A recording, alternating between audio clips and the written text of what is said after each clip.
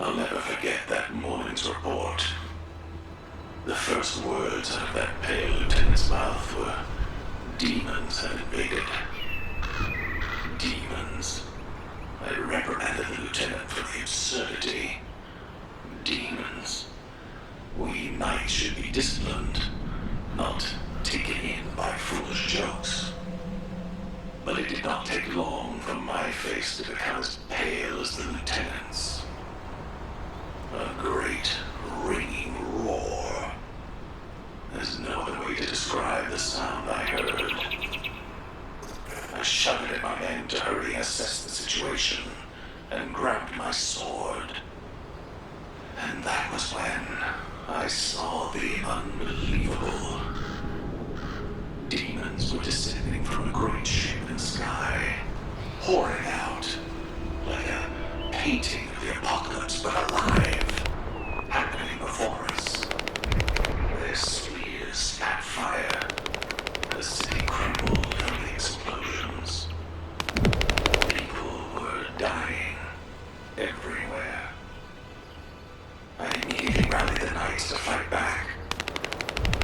But there was nothing we mere mortals could do in the face of the power of the demons. All we could do was pray for the mercy of the gods, for our own imminent deaths. This can't be happening. I will not die in vain. Retreat! Retreat! Every man for himself! Retreat and survive! It wasn't the only decision I could make.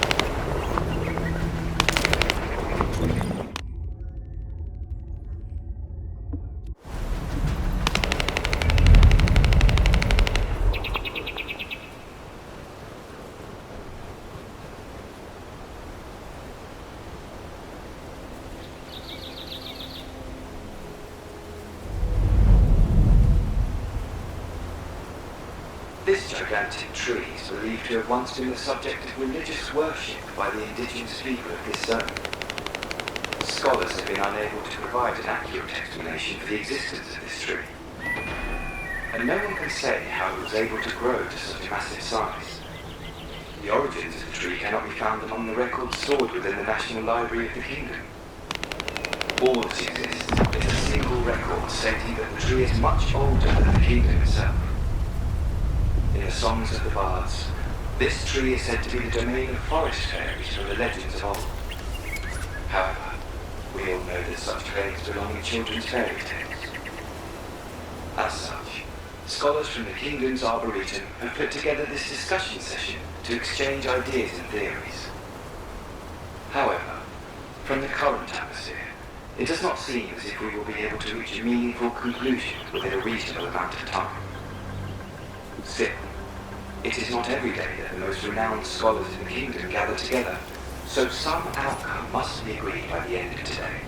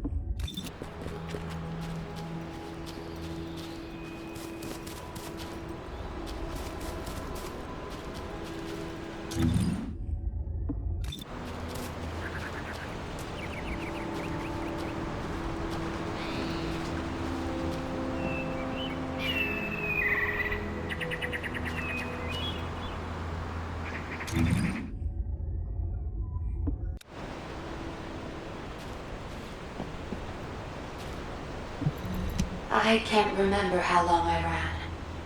When I came to my senses, I was surrounded by the faces of other distraught people. Like me, they had lost everything.